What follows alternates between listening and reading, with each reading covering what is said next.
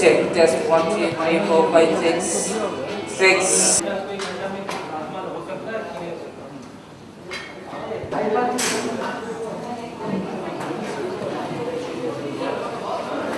Slightly of hobby than you. I would put it absolutely right first. Aage hobby that's for you and pulo bangla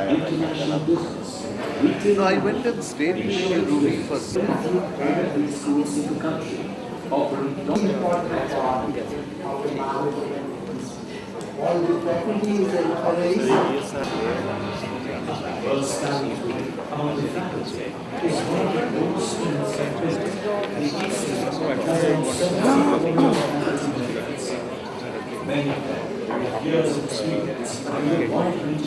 A warm welcome to all of you to this round table on the art and science of developing leaders, presented by Birla Institute of Management Technology, BIMTech, Greater Noida, along with NHRDN, in association with our knowledge partner, Aon Hewitt.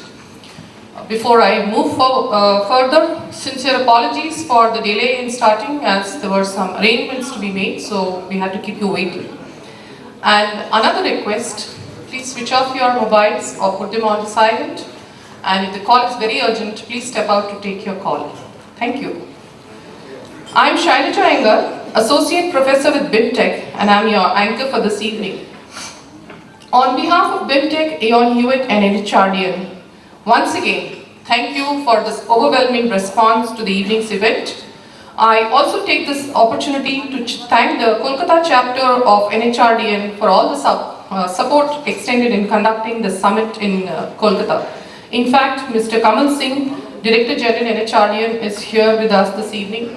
Thank you very much, sir, for your encouraging presence.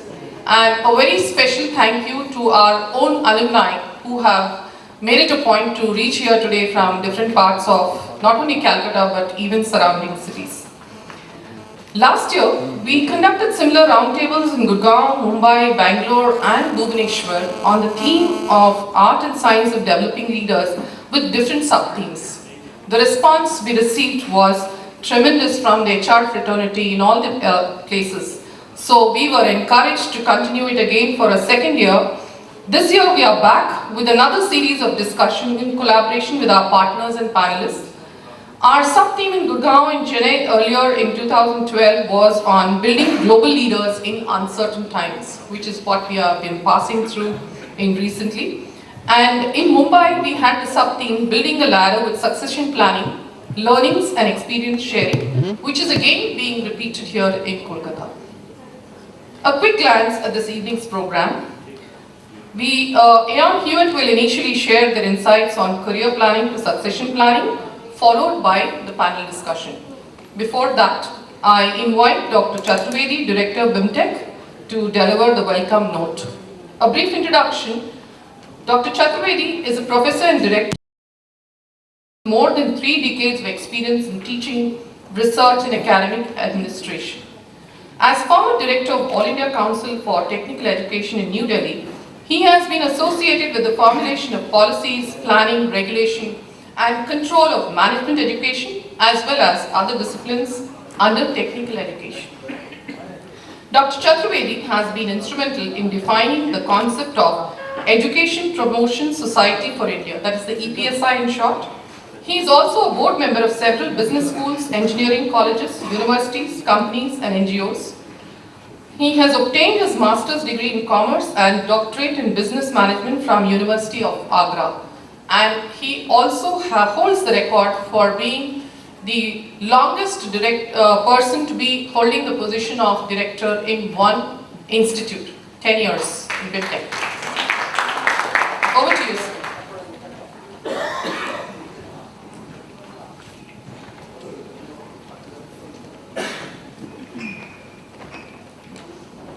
Good evening.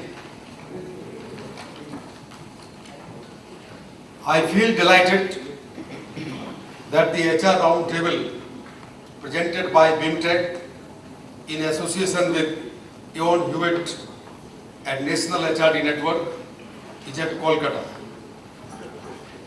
Kolkata, the literary capital of India, is known not only for a strong business acumen but also a city where life never rests. Indeed, this city has given a large number of distinguished and eminent leaders in industry, art, culture, media and public life. It is a great privilege and honor to BIMTech and its partners to be here today. This evening is really special as we have amidst us some of the leading thought leaders from Indian business and academia who have been actively engaged in nurturing young minds and developing future leaders. I always believe that this amalgamation of two worlds, academia and industry, will definitely prove to be mutually beneficial. Their enriched experiences in today's deliberations will be extremely relevant as they represent a wide spectrum of leadership in diverse areas. On behalf of the organizers, BIMTech, Ion Hewitt and National HRD Network, I am delighted to welcome the distinguished panelists in today's HR Roundtable. May I request you to give them a big applaud. I am reading their names. Mr. B.C. Agrawal, President, HR of Aarti Sanjeev Goenka Group. Mr. Nadeem Kazim, Director HR, Exide Industries Limited. Mr. T.K. Sriram, Senior General Manager, Head HR of ICICI Bank. Mr. Anil Sinha, President, HR, Aditya Birla Group. Ms. Poonam Varman from Hindustan Unilever. And of course, Mr. Ajay Soni, Asia Pacific Practice Leader from Ion Hewitt. On behalf of the convener of this program, Professor K.K. Sinha and BIMTech fraternity, I also extend a warm welcome to all the industry stalwarts who are part of today's discussions. I am very happy that there is a good participation from both academia and industry of Kolkata. In past, we have had the privilege of hosting such prestigious HR roundtables in major cities like Gurgaon, Mumbai, Bengaluru, Bhubaneswar and Chennai successfully. We have also published the proceedings which can be sent to you if you are interested to read whatever has been said and deliberated in past. The topic of today's roundtable is very contemporary and critical issue of leadership development, that is succession planning, preparing the organization for growth. As we all know, Indian corporate sector is facing a huge challenge in this area. The foremost challenge is the exponential growth of many Indian business houses in India and also outside India. These business houses require leaders waiting in the wings to take on leadership role. Secondly, an entire generation of top leaders and first generation entrepreneurs are going to retire in the next 5 to 10 years. Some of them have already taken retirement. And finally, there is a growing trend of many young leaders choosing either to initiate their own startups or moving out from the corporate sector to join development sector or social enterprises, which I believe is equally important to make the organization sensitive towards their talent management strategy. These trends put together pose a serious challenge in front of Indian corporate sector in the matter of succession planning. Organizations are always facing the alignment juggle between business strategy and talent management strategy. This is the reason I chose the word critical for this issue. It will be very appropriate if I quote one of the renowned professor from Harvard Business School who was recently at our institute. He was being conferred the very prestigious Global Management Guru Award for 2012. Professor Robert Kaplan, he says, when leaders fail to actively plan for succession planning, to delegate sufficiently, and may become one of the decision-making bottlenecks, key employees may leave if they are not groomed and challenged. So it's a global issue, global problem, not only affecting India's corporate sector. I am looking forward today to a very lively discussion that is going to take place in HR Roundtable. We have few questions in our mind. The very first question that comes to my mind is, are Indian companies ready in terms of their philosophy, practices and rigor in building organizational capabilities to ensure smooth succession of leaders who are retiring in next 5 to 10 years? Secondly, whether global practices being used by multinational corporations like Procter & Gamble, Johnson & Johnson, Shell, 3M or Jack Welch's philosophy for succession planning can be replicated by the Indian companies as part of their talent management strategy. Finally, should the top leadership announce the name of the successor much in advance or only few months before the successor? I hope our panelists, with their rich and wide experience in leadership and succession planning, would examine not only these but many other relevant questions on the theme of today's roundtable. Friends, I have a reasonable pride in saying that all of you represent those business houses which lay heavy emphasis on developing talent and making investments in employees, creating unique employee value proposition, that is, set of practices, programs, and organization culture to nurture talent that has been widely appreciated in several global studies. Among those laudable companies from our own backyard are Tata Group companies, SCL, Wipro, ICICI Bank, Yes Bank, Aditya Birla Group, Dr. Reddy's Laboratories, NTPC, ONGC, to name a few.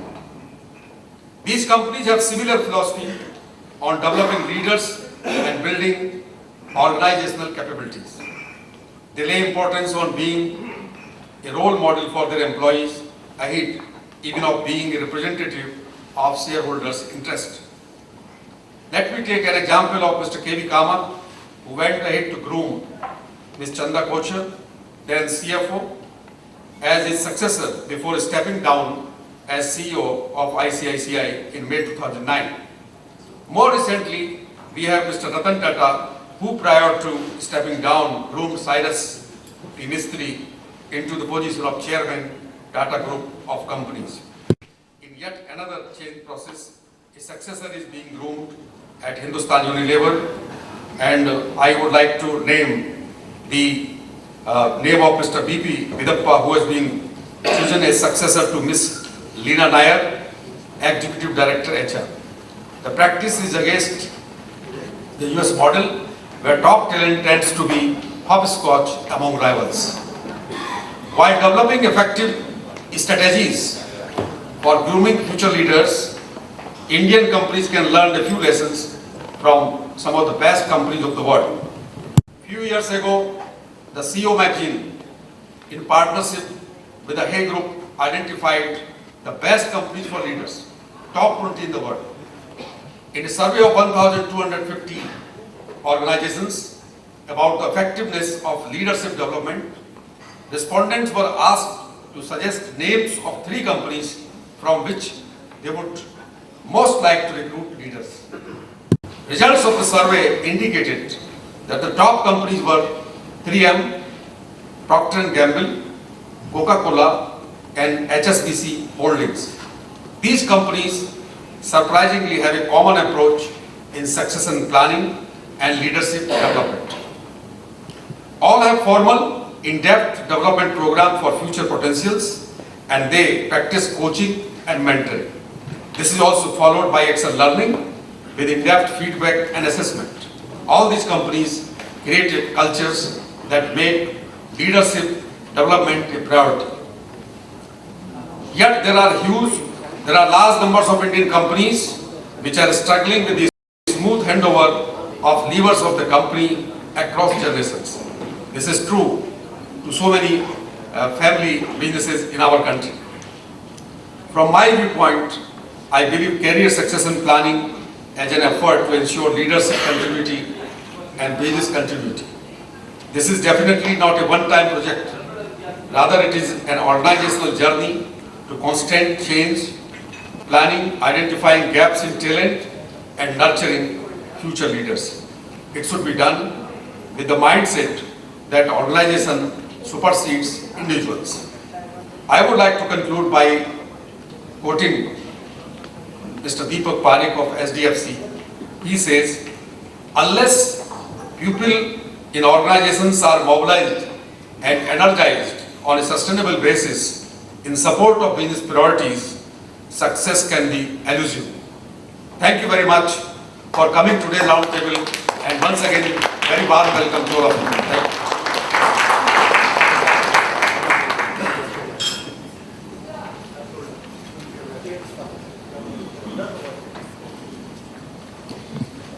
Thank you very much, Dr. Chaturvedi.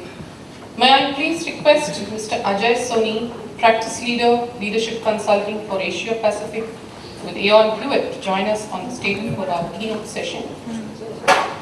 Mr. Soni is Practice Leader, Leadership Consulting for Asia Pacific with Aon Hewitt. Ajay's experiences include developing leadership strategy for organizations, imparting executive coaching, conducting development cycles, talent and leadership assessments, etc. He is a part of Aon Hewitt's global leadership team. He has been an advisor to various corporations in Asia Pacific and has consulted over 150 organizations across the region. A mechanical engineer and an alumnus of IIM Ahmedabad, Mr. Ajay has worked with ICI and Unilever in various leadership roles in the first decade of his career, and for the last 12 years he has been with Aon Hewitt, consulting for clients like Reliance Industries, Aditya Birla Group, Unilever, Procter & Gamble, HSBC Bank, Citibank, Honeywell, etc. Besides this, Ajay has widely consulted in large-scale change management, organizational restructuring, visioning, high-performance workforce, and HR effectiveness projects. Mr. Ajay Soni, over to you for the keynote session. Thank you. Many thanks, Professor Shailaja. One of the things that she didn't share was that I cracked very poor jokes. So bear with me as I go through my next half an hour. And just a demonstration of how poor my jokes can be. I'm going to talk about career. So anybody who comes to me and says, "Mere career ka kya hoga?" So I say, "Look at your car. Uske upar jo hai, wahi hoga." So this lack of laughter shows that actually I cracked very poor jokes. I'm delighted to be here. Kolkata is the place where I brought my wife for the first time. And I have some very, very fond memories of this place. I think some of the nicest people in the world are in Kolkata. I've had some fantastic experiences, hair-raising experiences of how people can be so helpful in this city. Across the globe, I've never seen people as helpful and as nice as in this city. It is really a city of joy. So, pleasure to be here. And of course, the first exposure my wife had to Calcutta was when we got down at Howrah station. Old bridge, came to Dalhousie, and there was a jam. There were people who were jumping on our taxi, and she said, "What happened?" So driver said, "Khela hai aaj." So, complete jam, and so that's also truth about Calcutta. Another memory that I have of Calcutta is I come here for a BPCL project, discussions with union.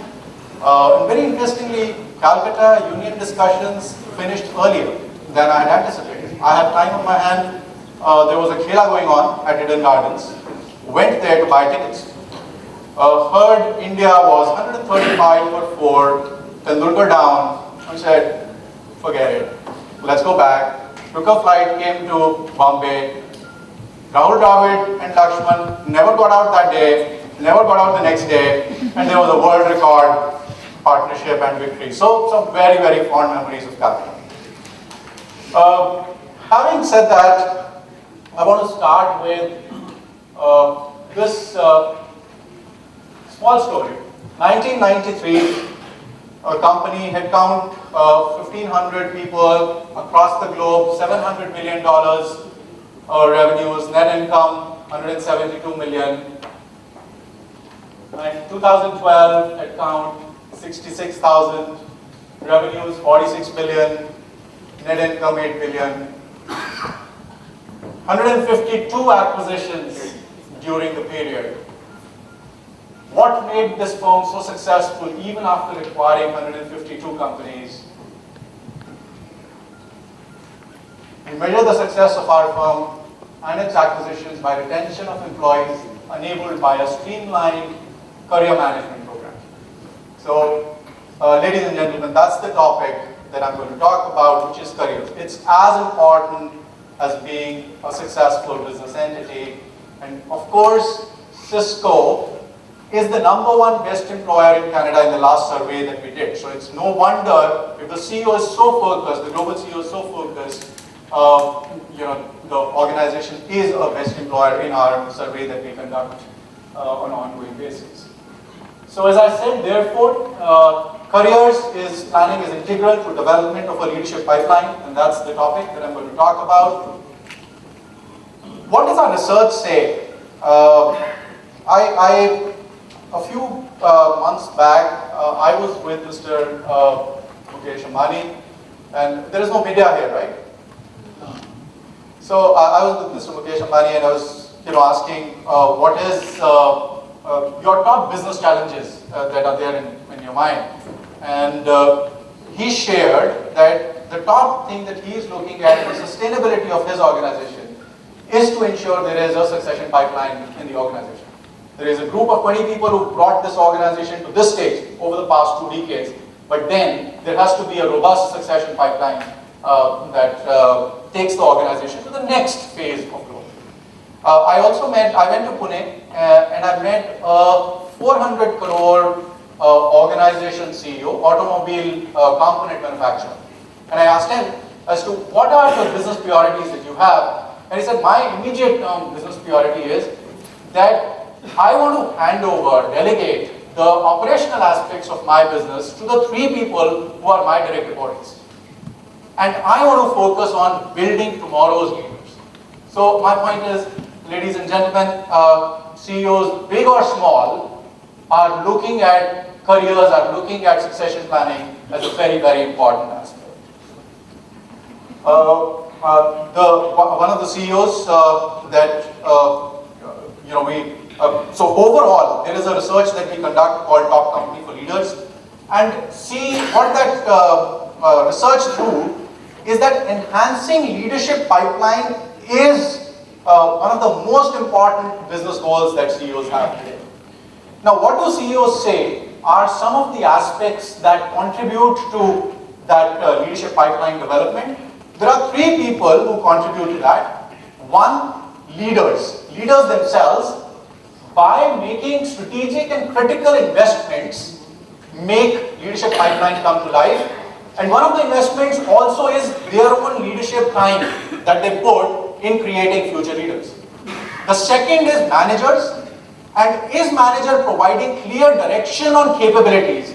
And ladies and gentlemen, one of the most important, and I was talking to the panelist group a little while back, it was again emphasized, the kind of capabilities which are required for tomorrow's business are very different from what are required today. And it is changing at a very, very rapid pace. And therefore, managers need to give the clear directions on those capabilities and also provide opportunities to people to develop. There is no other way but to provide stretch opportunities for people for them to grow. And having said that, how HR needs to play the game in terms of providing enhancing leadership pipeline is by having performance and career management programs. So is HR doing that? Now, we asked this question to every CEO who participated in our research. And the satisfaction of CEO with their leaders in terms of being able to do this was 96%. 96% of CEOs thought it is being done. 96% of CEOs also felt HR is doing everything with regard to performance career management programs to be able to, and this is the top companies, this is not the rest of them, the companies which did come out on the top. So, and manager was a little lagging behind, still a very high 84% satisfaction. So that is what CEO felt. So CEO was feeling that HR is doing its job, especially of the best companies. Leaders are doing their job. Managers, to a limited extent, are also doing their job. Now that is what CEO is saying. Now, who is our very important asset? The employees, right? So let's hear what employees say. Let's see that. Now, employees told us that biggest impact factor for employee engagement. Now, what is employee engagement? Employee engagement is their intent to say good things about the company, their intent to stay in the organization, and their intent to stretch to deliver business goals. Now, in order to have high engagement, the biggest drivers in India today are career opportunities, recognition, career aspirations, and communication. I'll not go into details of these, but basically career opportunity is the biggest driver of engagement. That is what employees want. If you're trying to find where to invest your dollars or rupees in terms of HR systems processes, close your eyes, put it in career opportunities. That's what employees want.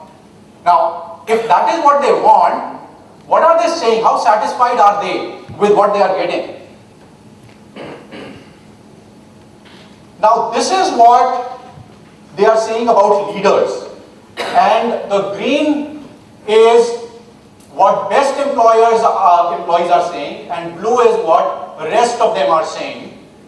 With regard to leaders, our leaders include people development and decisions about advancement opportunities, 71 and 62. You saw 90s and 96 and all of that CEO was saying. People are saying much lesser satisfaction with that. With regard to manager, 53% in average organizations, and in case of best employer, 61, and 63 and 69. So the point I'm trying to drive is that the scores are much more subdued when you look at it from employee point of view. Employees are saying most important is career, but how is leaders, managers, and HR faring on it? Not that well. So one of the takeaways, I'm going to talk about a lot of things here. And if every one of you can take one thing back and use that in your organization, I would have thought my time has been worthwhile, and your time has been worthwhile.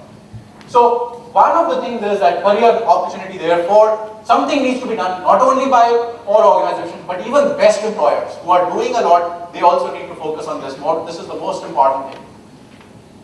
Now, we also conduct a research that we call as Generation Y research. Why is Generation Y research important? Because almost 50% of organizations today in India have approximately 30% of their workforce as Generation Y. Generation Y is defined by people who are between 20 and 30. By that logic, I am generation, not even X, maybe V or U, I don't know. But again, another poor joke. So, having said that, now what did Generation Y tell us? Research tell us. Again, it told us that the career opportunities is the biggest, most important factor when they come to select an organization. And some of the data around that is this. 53% of the people look at clearly articulated career path when they are choosing our organization. So most important factor from generation Y point of view also is career paths. What is Generation Y saying? Generation Y is saying all process and criteria related to promotions should be transparent. So with regard to career. They are also saying there should be enough opportunities in the organization to move up the hierarchy. They are also saying lateral movements should be encouraged. So cross movements, give me other experiences, that's very important. And finally, policies should not hinder the progress with unwanted requirements. 2 years at least in doing this and 40 months in that and all of that. Please don't hinder us. Let it be a free world. Let the merit come. So that's what they are saying. I also wanted to do two verbatims for you. It's such an important work for Generation Y. And one of the people that we met said, I do not want to become CEO overnight, but you tell me how to get there step by step. Then I will decide whether I want to go there, what time frame I want to go there, but you tell me that. Therefore again, career clarity, I need that. Give me the line of sight where a person can go. Give me options, this or the other. Then tell me how. By giving me stories about successful careers in the organization. So that's another person saying that. These are verbatims. Then another one says, I need a career that helps skill building, which is again in tune with business reality, because we said business reality is skills are changing. So I want to build my skills. I also want to work with different teams. I want job rotation. I want to shadow senior leaders. And I want to do stretch assignments. So those are the kind of things that we need to consider when we are considering careers for Generation Y. So far what have I said? So far what I have said is, careers is important, whether you look at CEO is saying it's important, employees are saying it's important, Generation Y is saying it's important. So that's a very, very important aspect to be considered. I would like you to just for 5 minutes introspect, and Weber, if you can distribute the forms. So there is just a small questionnaire, will not take more than 5 minutes. If all of you could just fill it up, keep it with yourself, score it. Towards the end of the presentation, I'll come back to the aggregates.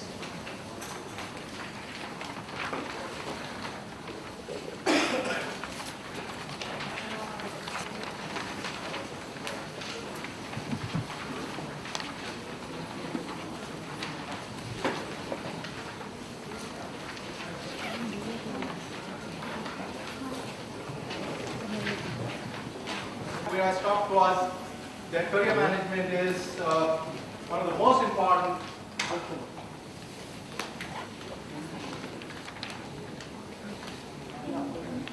Thank you.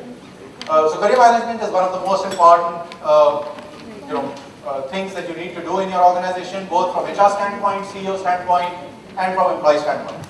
Having said that, how is it that we should do? Again, I will use my research, our research, to talk about that.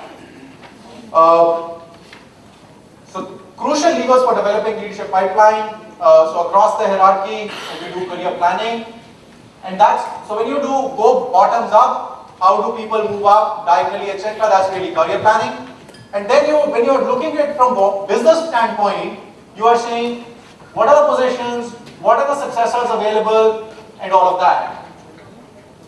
So therefore, actually, career and succession are two sides of the same coin. So right now, I've been focusing in this presentation on careers, and when we sit for the panel discussion, that's when we'll focus more on succession, but they are very, very interrelated, two sides of the same coin. Business needs as well as employee goals, both of them, in our opinion, feed into career management. 3 groups of people who influence career, as I showed in the first slide, are leaders, managers, and HR. Now, what is it that leaders can do to make careers come to life? And that is invest in career development to build future critical competencies, capabilities in line with this business strategy.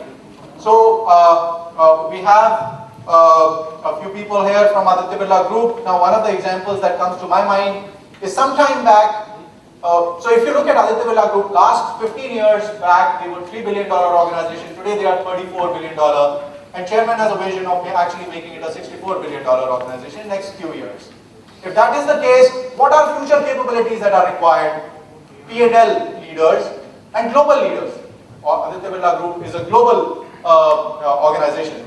A large part of their revenue, actually more than half, it comes from outside.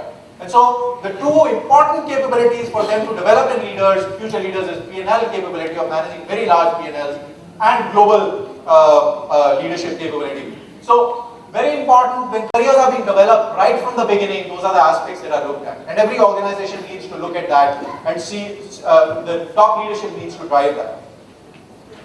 The second thing that leaders need to drive is really drive career development right from the top. And one of the examples that I wanted to take here was the case of Procter & Gamble. Procter & Gamble, in our research of top companies, comes among the top 5 companies worldwide at leadership practices.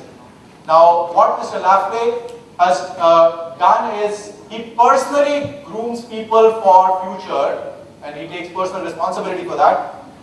There are top 500 people in the organization. He takes the ownership of their career planning, their development, their action plans, and he keeps an eye of that himself. He also reviews what are the strengths, what are the development areas of the individual, and how will they improve. And so all of that, he does that personally. Another example that comes to my mind when I met Wipro, and Wipro is one of the winners at the global level. Global top 25 companies, Wipro is one of them. Mr. Azim Premji himself, for top 400 people, spends 5 days every year reviewing their strengths, their development areas, how will those development areas be catered to, and all of that. So that is the kind of driving that top leaders do, and therefore that's the second point, drive career development right from the top. So the second, managers influence careers, and how do they do it? And you know, we have heard so many times, people don't leave organizations, people leave managers. Managers, at the same time in India, what is happening? Managers are becoming younger and younger. Right? We are growing, even in bad times, we grow at 6% GDP, which means we need more and more managers, and therefore managers are becoming younger and younger. Are they actually doing enough to ensure career management of their employees? So what they need to do are two, again, specific things. Effective career discussions with their employees. So one of the technology firms actually got us in and shared with us last year and said, you know, our managers have become operationally efficient. However, the whole softer part has gone out.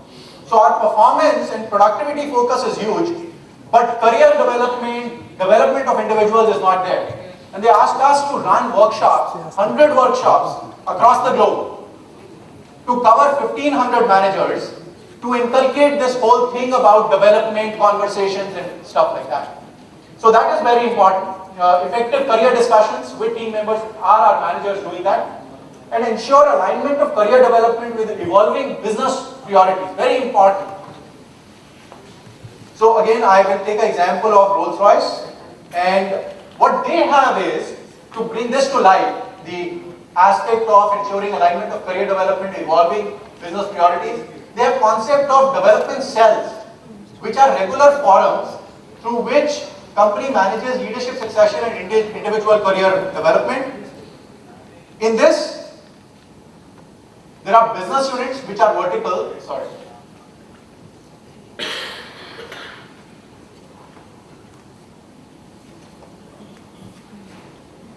So there are business units which are verticals, and then kind of overall. Tell me, how is it that I can go through the hierarchy? Don't tell me what is my next move. So those are things that they do. Executive talent management system, where executives' jobs are married with both requirements of business as well as of individual, and so on and so forth. So there is a full model, and it's delivered on and executed very well. And again, IBM is one of the top companies, the top company for leader in our study. So coming back, in a nutshell, what have I said today? The first thing I said today was, that careers is very important from CEO standpoint, from employee standpoint, as well as from generation-wise standpoint. That's the first thing I said. And then I said, leaders need to deliver on it by building future critical capabilities, very important. Top down, they need to be involved themselves in the career management. Managers need to do career conversations, align career development with business priorities, and HR needs to have effective career architecture and execution of those practices need to be done very well. But if you do that, you will have an employee engaged because career is the biggest impact factor of employee engagement. You will have functional and leadership bench strength and be able to grow the business. And you will have organizational flexibility and speed in case of change of strategies. You were done. Some of you may have filled up the form. If you want to see where you are, if your score was 7 to 14, you need to look at your career philosophy and strategy. 14 to 28, you are on a journey. Keep on that journey. 28 to 35, please invite me. I'd love to learn from all of you. Finally, help them grow or watch them go. Thank you. And because, as I said, career and succession are two sides of the same coin, the panel discussion after this, we will focus on succession. Thank you.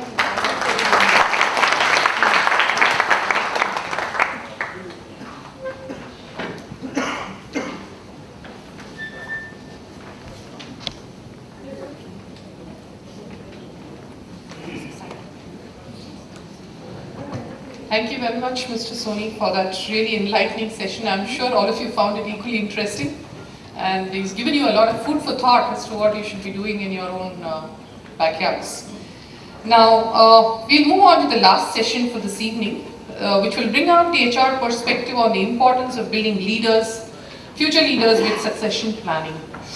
Over the last few years, as Director Chaturvedi has just pointed out, it has become increasingly difficult to find appropriate leaders to take over from those on the verge of retiring, both in public as well as private sector companies. The aspirations of young talents is changing very rapidly, and increasing number of them want to choose their own, start their own business or move out of the corporate sector altogether and work with NGOs. They have their own ideas. Prospective successors of existing business houses are also no different. They wish to pursue a different path more in keeping with modern trends than taking over family businesses. Now add to this the lucrative offers from MNCs overseas, which take away budding talent from the country. So succession planning becomes very important at this stage for identifying and developing internal people with the potential to fill key business leadership positions in the company. Companies that are well known for their succession planning have already been mentioned, so I won't repeat them again. But I'll just share something that Spencer Stewart shared in his research. He has identified 3 categories of companies that exist in India, which I think most of us already know about them. First, the widely held and professionally managed companies. Secondly, family promoted, family controlled companies, but with significant holding by minority shareholders. Third, government companies where there is a significant minority holding. Now, owing to the differences in structure and functioning of these companies, succession planning strategies could differ, though the issues tend to remain the same. So, what advice do our panelists have for implementing succession planning, bearing in mind the peculiarities of the Indian business industry? To discuss this at length, I take the opportunity to invite Mr. Ajay Soni as the moderator of the session to the dais. I'm sorry, do you need a little time? He's already been introduced, so I won't go into that part again. I invite Mr. V.C. Agarwal to join Mr. Soni on the dais. Mr. Agarwal is currently President Corporate HR, leading the HR functions of the RP Sanjeev Goenka Group.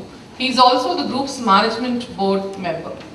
Before joining the group, Agarwal was Director HR and board member of Indian Oil Corporation for 5 years, and simultaneously he held the charge of MD of IBP Company, a subsidiary of the IOCL. He was also on the board of Chennai Petroleum Corporation Limited. While with IOCL and IBP, he handled key responsibilities of overseeing strategic business growth and HR strategy. He also led the corporate communication, PR and CSR initiatives of the company.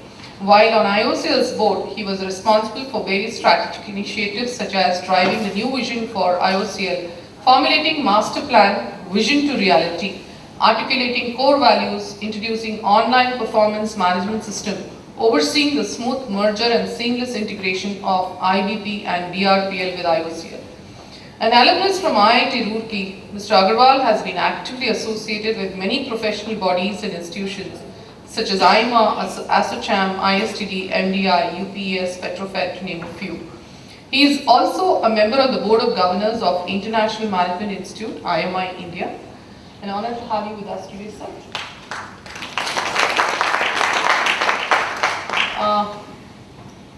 I next invite Mr. Anil Sinha to join the panel members on the dais. Mr. Sinha is currently President HR of the Aditya Birla Group.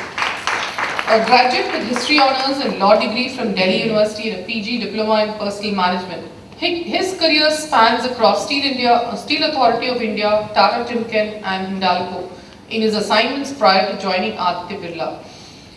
During his career span of 32 years, he has worked in different capacities in different locations including China and South Africa. He has been responsible for HR and IR functions for the organizations he worked with and was involved with the acquisition of Novelis by Hindalco.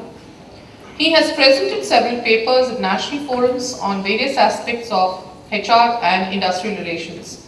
He has also represented employers group on various tripartite bodies like National Standing Labour Conference of the Government of India and internationally at various ILO fora.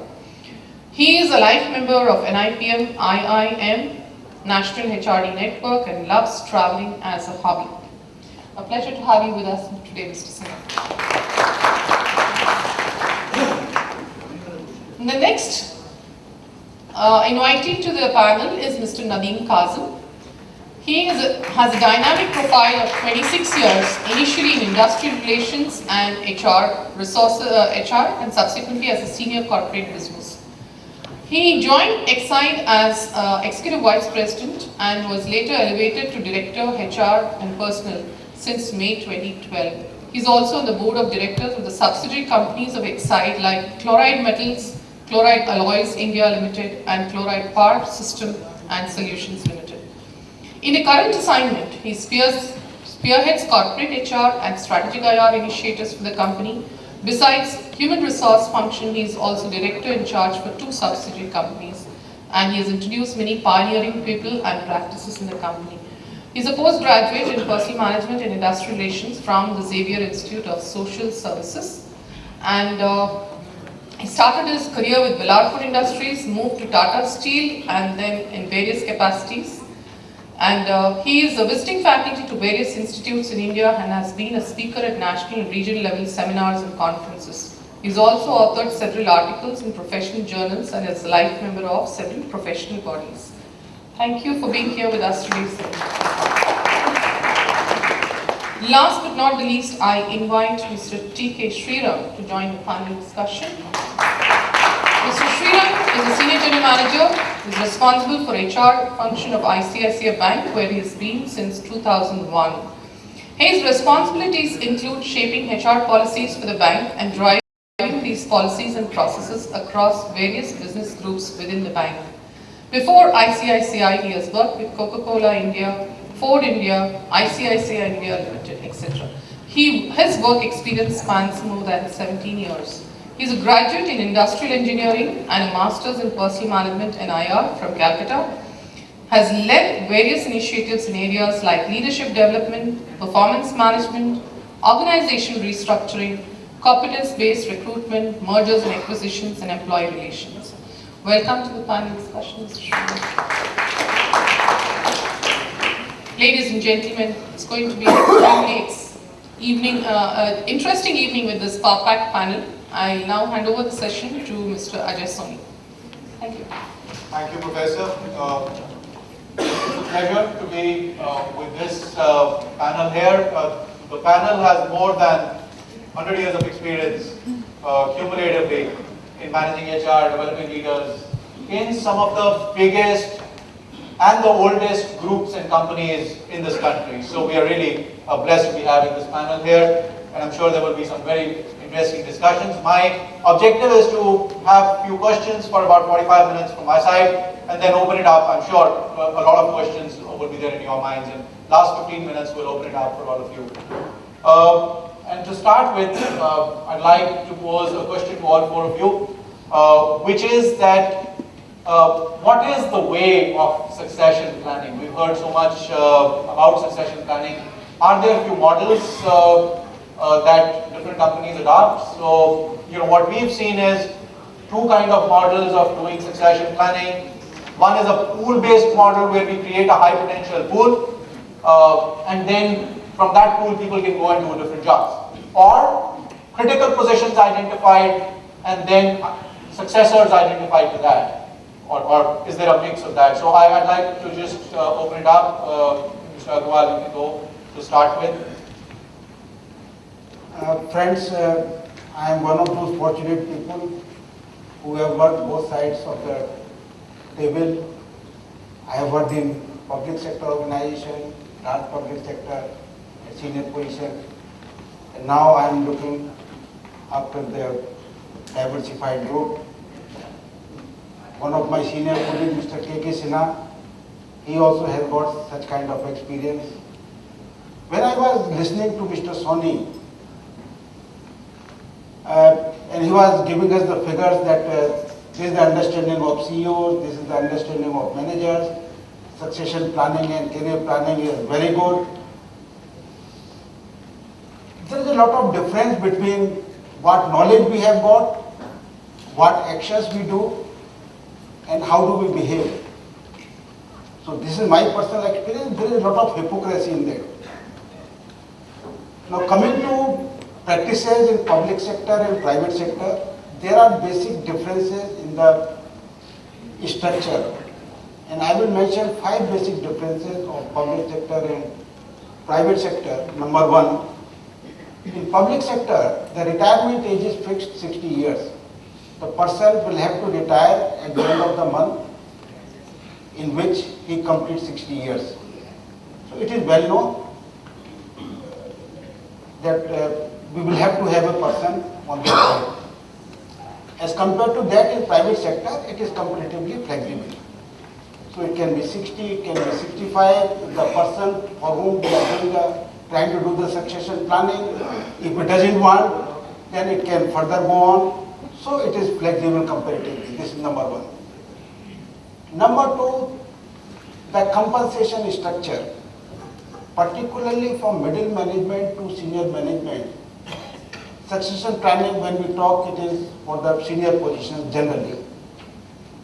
So at that level, the compensation package in public sectors, it is much less, and it is not possible, I will not say difficult, it is almost not possible to have the people from outside for that purpose, and therefore it is compulsory for the public sectors to develop their own people for the up to the topmost position.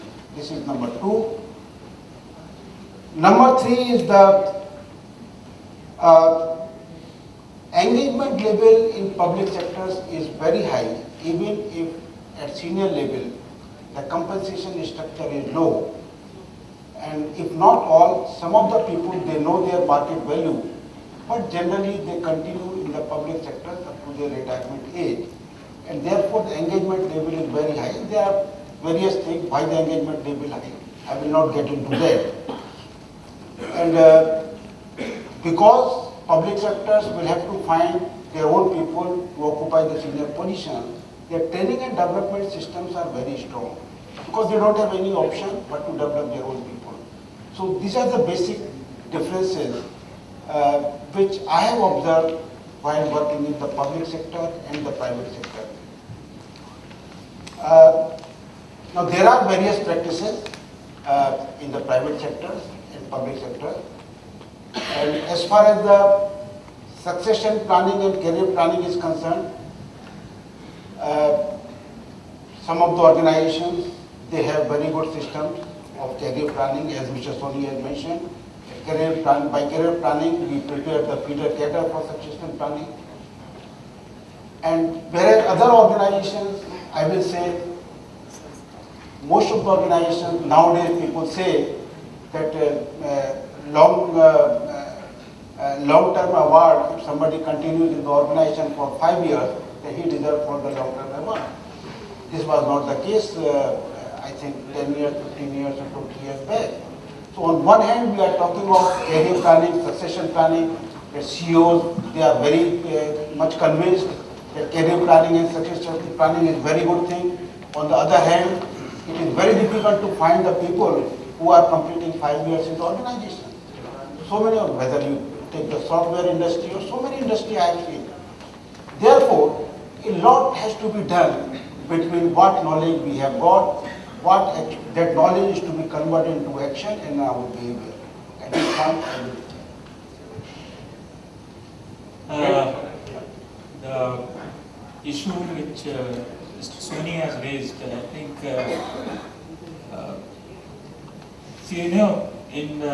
and one thing I have in common with Mr. Agarwal is that half of my career I also worked in public sector and now working in the Aditya Birla Group. So the succession planning has evolved. Means it's not that it's something which has happened in the last 3 years, last 5 years, last 10 years. It has evolved over a period of time, and generally in the 80s and early part of 90s, it was largely the public sector where the industry and most of the businesses was. And privatization subsequently happened. So let us see, in the early stages, and I go back to my days in SAIL, when we would say things like succession planning was even there at that time, when we would say that to become the department head, you need to have moved across at least 2 sections. To become a function head, you should have done at least 2 departments.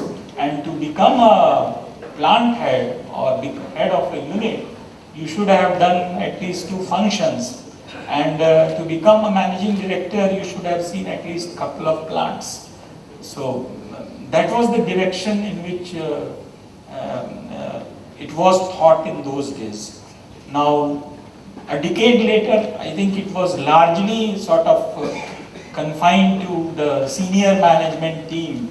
And if I recall my Tata Timken days, so it was the management team of 5 people or 7 people who were the sort of driving force behind the entire succession planning exercise.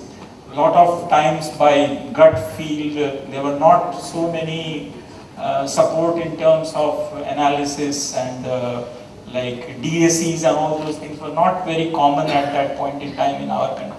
So gut feel and all those things, and those things also worked. Means I do remember that in my 9 years in Tata Timken and Timken Worldwide, for general manager and above, 90% of the positions they were able to fill up from within. So it worked, and there were programs to support that. Now, sitting here when we are talking about succession planning today, it would mean a lot of things. It's not either or. It's a lot of things. So I think organizations, a lot of organizations are engaged in forming a talent pool, developing a talent pool, taking them through development assessment centers, and make sure that they go through a structured program so that you have the leadership pipeline, the flow pipeline from where you can get the people.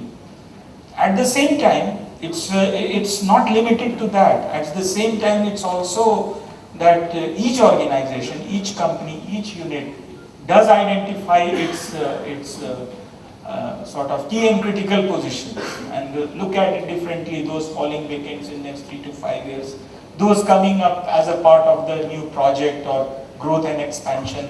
And then how do you fill it up, identify people. A lot of times what we have found that the process of identification quite a few of them would be from the talent pool. There could be people who are outside of the talent pool as well. And then go through a process of again integrating what you are doing under the talent management exercise, the individual development plan, integrating it what you would do as a part of the succession planning exercise as well. So, because it could entail things like what I mentioned earlier, moving to another unit, moving to another role and things like those. So it's sort of all integrated. It all gets integrated and it's not one or the other. So it's quite interlinked. There was one more point which I was wanting to say, and it's linked to what Mr. Agarwal said also, is that with the time span, means people used to take a lot of pride in that I worked in this group or company for 30 years, I spent my life here and all those things.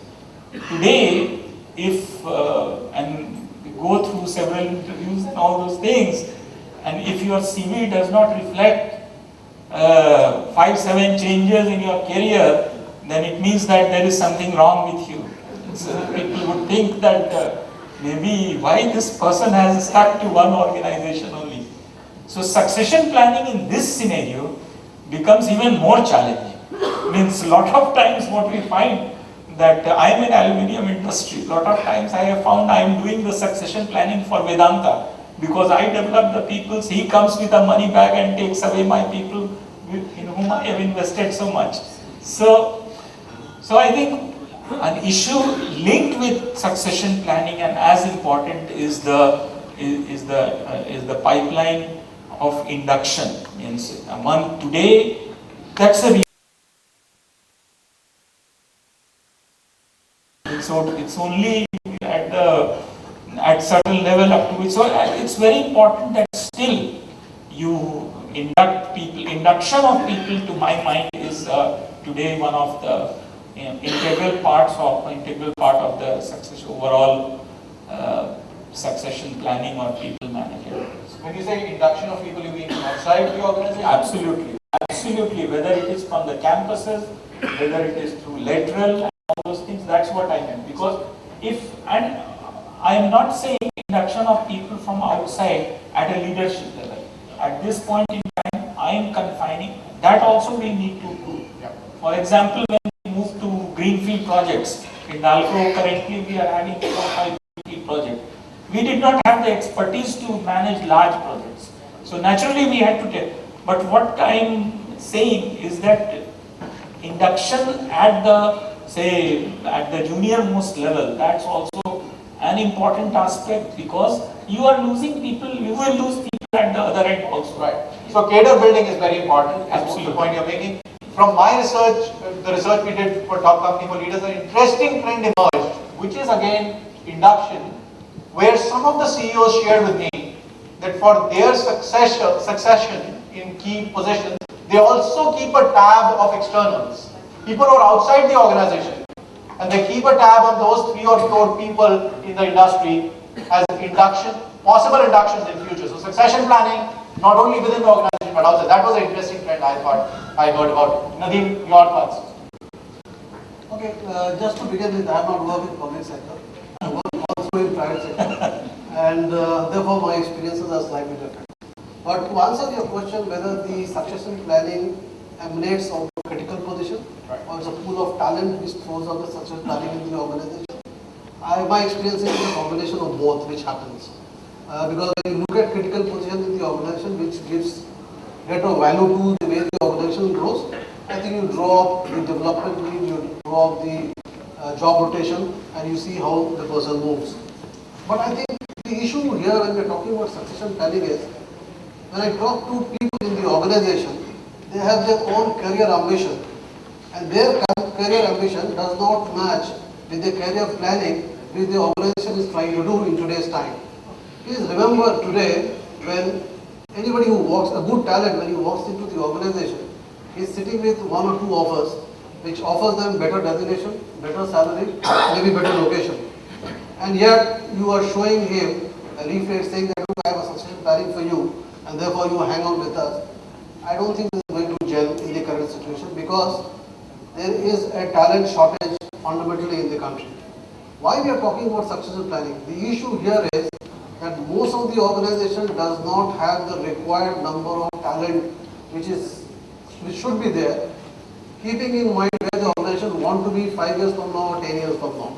Now, if you don't have the talent pool in the organization, what you are going to do, you are going to poach from the same market, is not going to help any organization.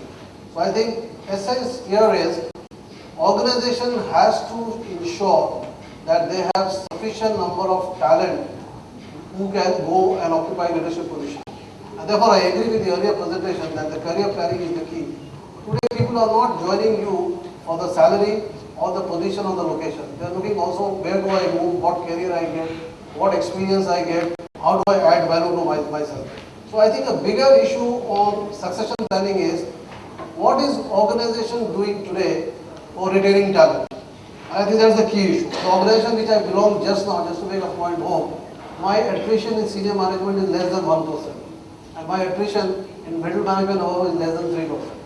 There is fundamentally something different these organizations are doing, whereby they are able to retain the talent, and therefore most of our positions we are able to fill within the organization.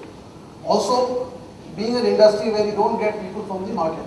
So I think succession planning has to be looked right from your recruitment strategy. Because when you are recruiting talent, I think this is a very important point I want to make here. When you are recruiting talent, one must be very clear, are we recruiting this talent for this job and next level? Or are we recruiting this talent for the job and managing the succession planning for the leadership position? That decides what kind of people will come into the triangle we have in the organization. And therefore you can give career to people coming from the various backgrounds, because everybody will not go to the top. You need talent who have to manage bottom of the pyramid. You need talent which have to manage the middle management. And you do need talent which has to manage the senior leadership. I think this is something which has to be kind of, HR has to play a lead role here, metric set, because that's something which will also help you address the attrition issue and also see how succession planning happens in this. That's very interesting. So Sridhar, as you take the question, I'd like you to also talk about what Nadeem just said, that possibly there are two kinds of recruitment we need to do. One is for the job, and one is for really great star talent, so to say. What are your thoughts on that? Yeah, before we start, a couple of observations which probably is a bit contra to what we have been discussing. Point number one, I think succession planning is largely an organizational need.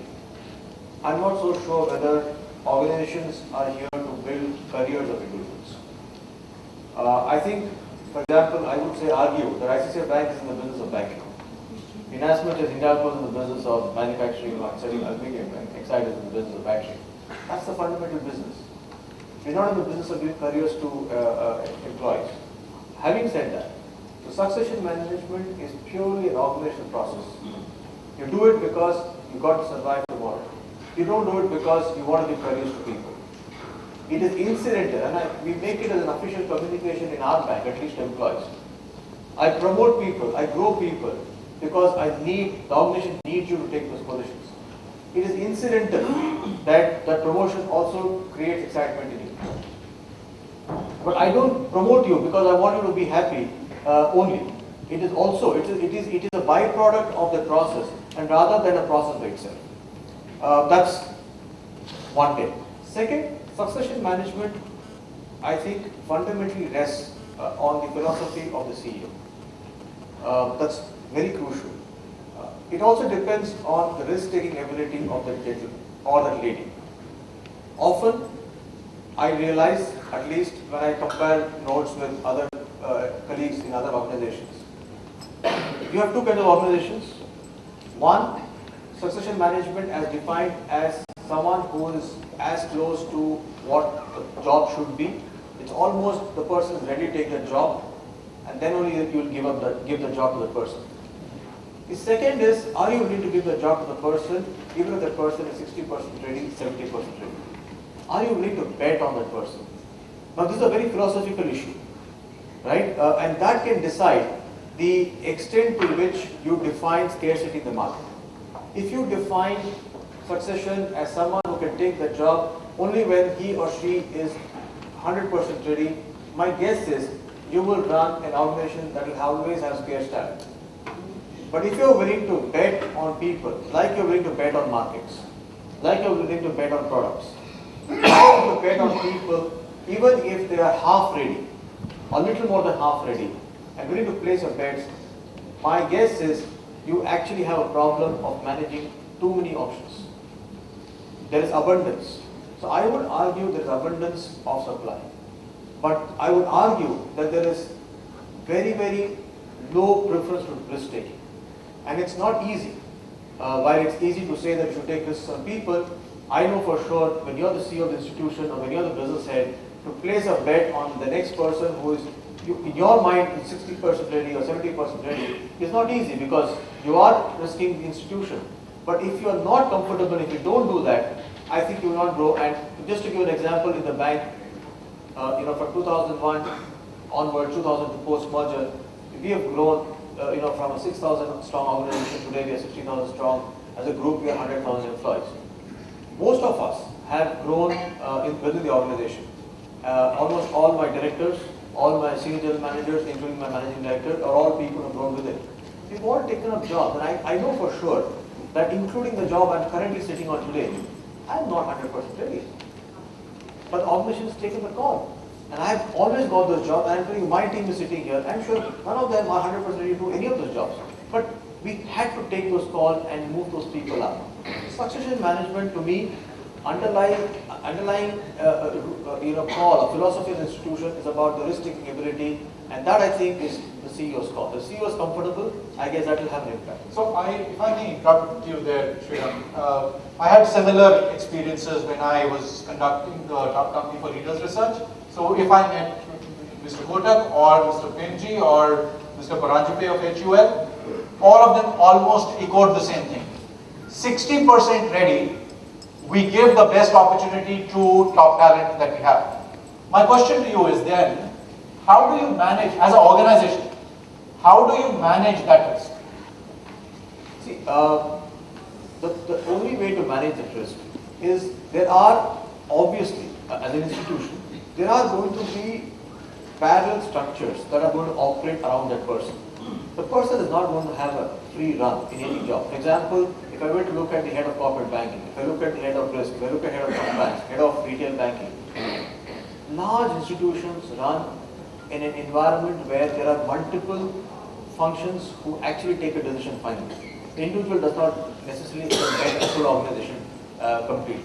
So there is inherent mitigating factors that operate within the organization by virtue of the environment that takes over that person. So if that environment were not to exist, then I agree, it is a 0-1 game. If every person you may put there will go right, there's a one person who can go wrong, and that's a very risky proposition. So hence you need to have an environment which is comfortable, and there are other people in the system, and this person is not going to be the only sole person who will take those calls. So hence there are mitigating factors in large institutions. So that I think is a reason why a Wipro or an ICICI would be taking those calls. So what would be your thought, Anil, on that? Yeah, I absolutely agree that on the aspect of risk taking, that generally leaders or managers, they would want, if you get a position requirement, they would want 100% person to be suitable. But I think it's wherever the risk is less than 50%, it's important to take risk with the internal people. Because a lot of times what we have also found, that a person taken from outside, what is our interaction with him? Few hours, a day, and then we decide that he is 100% fit for us. And a lot of times, and quite a few times, I have seen it boomerang, that he doesn't turn out. We thought that he was 80% or 90% of the requirement, but in reality, in certain cases, it doesn't work out that way. So there is a risk involved in taking an external this thing also. So as a philosophy, I think in Aditya Birla Group, and our leader Dr. Santosh Mishra is strongly driving that wherever there is a risk which is less than 50%, we should always go in for the internal person. And as also rightly mentioned, that the element of risk is comparatively lesser in larger organizations, where you have the sort of someone to mentor him, someone still to guide him, and more importantly, still a backup of a strong team below as well. It's not that a unit head taken in a plant like Muri in my case is all alone there. He has a team of technicians, he has a team of strong technical and functionally capable. So it's both from the bottom as well as from the top, and as laterally that he gets the support. And to that extent, the risk is definitely worth it. So I have a follow-up question to that. And Mr. Agarwal, you wanted to say something before that. So will you take that risk with anybody and everybody in the organization, or would you take that risk with the identified 15% high potentials in the organization? I would feel more comfortable, or we have been more comfortable taking that risk with the identified 15-20% in the organization. But we have taken given opportunities to people outside that as well. But if you ask me to prioritize, we'll definitely feel more comfortable. But a lot of times, and I told about Muri, means there was a person identified for that role, but he had still he thought that at least couple of years to go before he could move on to that. But circumstances were such that it came, and the advancement was advanced by a couple of years at least. So we did take that risk, and so it's both. Mr. Agarwal, you were saying. You see, as far as risk taking is concerned, you will have to take the risk whether you are selecting the internal person or external person. The only difference is, if you are selecting the internal person, the risk is calculated. When you are selecting the external person, the risk is unknown. And generally, there are the cultural issues which come up at the senior level. And when you select the outside person and decides him to recruit for the senior position, it is very, very difficult to assess whether the new person will fit in culturally in the organization or not. And therefore, the risk is unknown. Recently, in our retail company, the CEO's separation was planned because of his personal reasons. He wanted to join his family in Delhi. We had the internal person. Because I said it was planned, 6 months before the separation date, we put the next person under coaching. And we tried to prepare him for that position. And even after giving him that position, we are extending the coaching, and he is under coaching. Internal people are also doing the cover-up. So these are the things which can be followed. As compared to that, if we take the external person, which we may feel that he is better than the internal person, but I think we are taking more risk because of the cultural issue. I just add one thing. Taking a risk on talent, 60% rate to give a job, I would say, it's always good to bet with the known angel rather than try with the unknown angel at a very generalist level. But then I think one must also try and understand in the organization why somebody is record for that particular position, because there are a lot of undercurrents when people issues come. And I think we need to be sensitive whether this 60% is for what reason and how much accepting that you're going to take organization further or you're not going to take organization further. And I think today, if I look at what is happening in the economy or in the products and services, the shelf life of products is reducing. The shelf life of talent is also reducing. And therefore, I think companies who want to make changes have to also bet on taking talent from outside and also relook at the culture if it is not ready to take external talent, to work around there so that if you recruit a talent from outside, your culture doesn't throw it out. It's a big issue. What Mr. Agarwal said is right. A lot of good talent come to organizations, they are not successful because of cultural issues.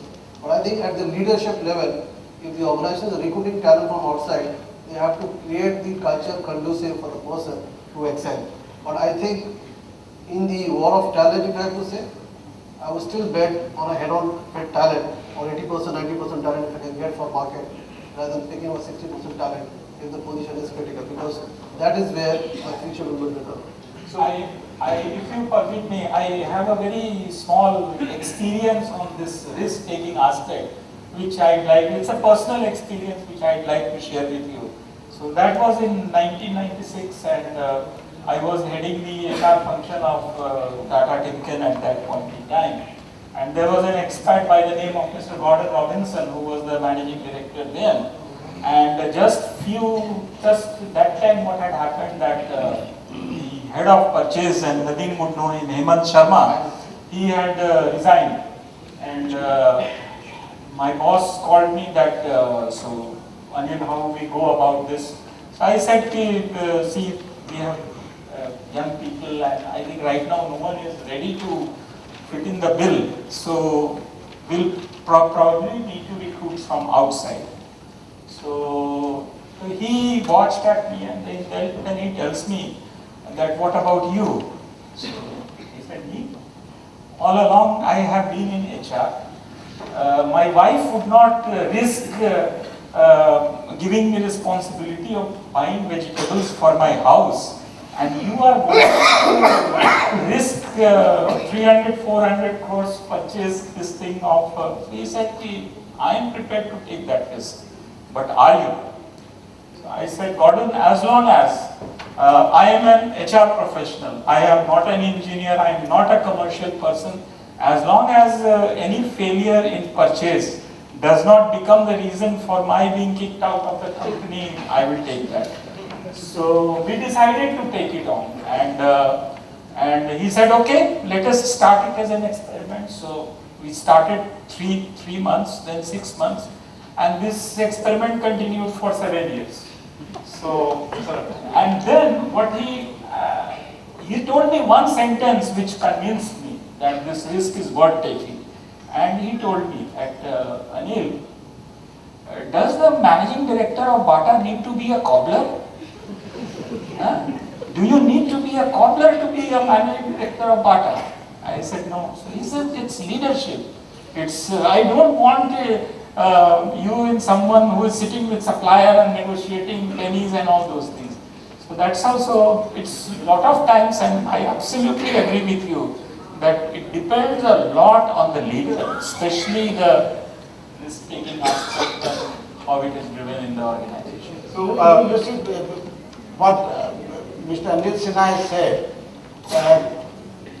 it is not the risk-taking, it is the deep belief in the people, that people can stretch, people can deliver, people can work. It is that belief which gives the confidence that yes, you can take the risk. So Sridhar, I like your this aspect of getting talent from outside, and I know Aditya Birla Group has a stated philosophy of 75-25, which is 75 from within and 25 from outside. And a friend of mine, who's also my colleague, who leads our engagement practice, he says organizations have a tendency of rejecting talent from outside, just like body has a tendency of rejecting external organ. So similarly, organizations also reject somebody who comes in. So your views on that, and is there a way of actually accepting talent from outside? You were talking about some of the recent experiences. That's right. I think as an organization, I think all of us have mentioned it. I guess that's true for every organization. The comfort is to go with the person who is going with it. It's quite natural for the simple reason that he or she is your person. And that person understands the ethos, philosophy of the institution, and also, most importantly, is considered to be part of the system.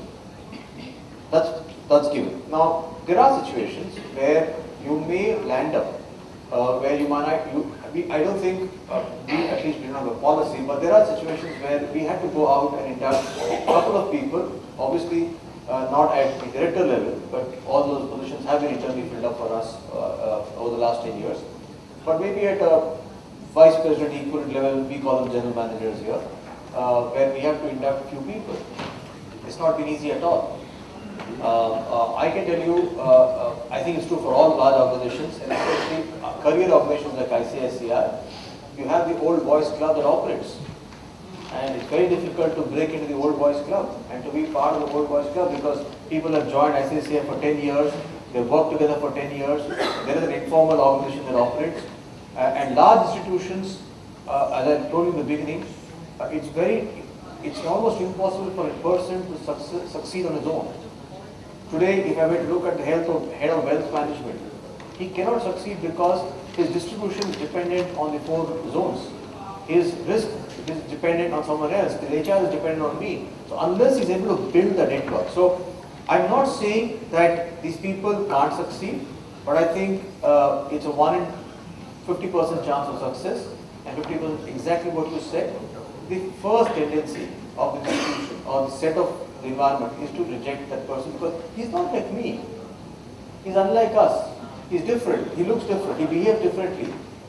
Right? So there is. But I think as an institution, you've got to have mechanisms of supporting these people. That is where the system comes into play. And I can tell you for sure, for all people who come in at those levels, I think we go out of our way to support them. We don't really assess them for the first couple of years because we know that's too early for us to make an assessment. We do show them up even if they fall short of performance. So we give them time.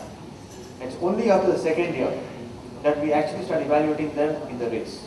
The first 2 years is unfair to assess them because the person will need 2 years to settle into the system. So how to accept This company also, like Aristide, was a company which would recruit management trainee and GTs and take them right up to the managing director level. It's a syndrome with which this company lived for 100 years. Now, in the last 5 years, if you look at that company, a lot of attrition happened because market was sucking good talent. Steel plants was coming, be it Jindal or SR or whatever it is. And they couldn't build talent pool by recruiting talent at the base level because fundamentally, even if you are growing, you need a talent to come in. And that become an organization need. Very strong culture. Mr. Alisano, GT means GT, non-GT, even if the engineer from best of the institute or IIMs, he is not accepted. But I think it becomes a POP-driven agenda, a mandate. How do you kind of handhold people at various levels in the organization so that he becomes comfortable? I remember a time when we used to discuss we versus they. Tata Steel people and others who have come from outside. So I think it's a cultural issue, Mr. Agarwal said, and I think it can happen only when the CEO and the leadership in the organization drives for accepting the talent pool which is coming in the organization. Because we all know there are more undercurrents, people currents, which has to be mitigated and becomes the leadership issue. Also today, look at any organization. I just gave that point to make a point more.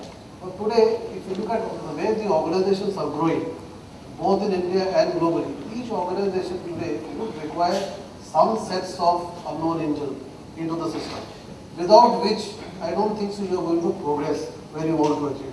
Because no organization today is sitting with a pool of talent which can get them their stated vision or the journey. So I think organizations have no choice but to see how the two exist and to go forward. Also, when you're recruiting talent in the system, one very important thing is, again, it's coming from the point, don't recruit a guy only on his capability alone.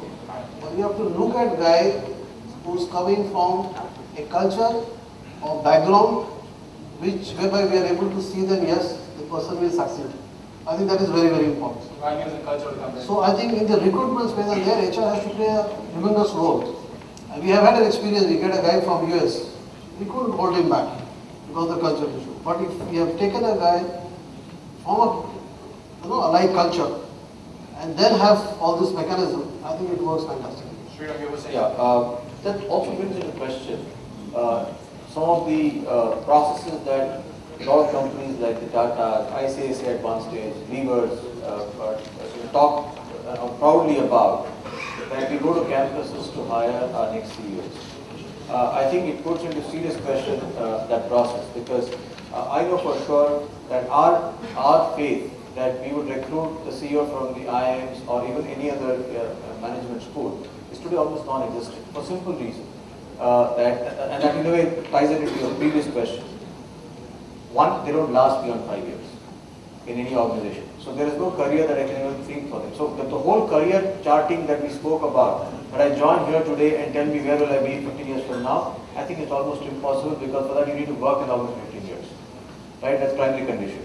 So that's a contract that I'm willing to give. So it's not more than 3 years. 3 years I can't build careers. In 3 years I can give you a good job. Right? Second, even from the organization point of view, on one side we are arguing that every 5 years your organization almost transforms itself.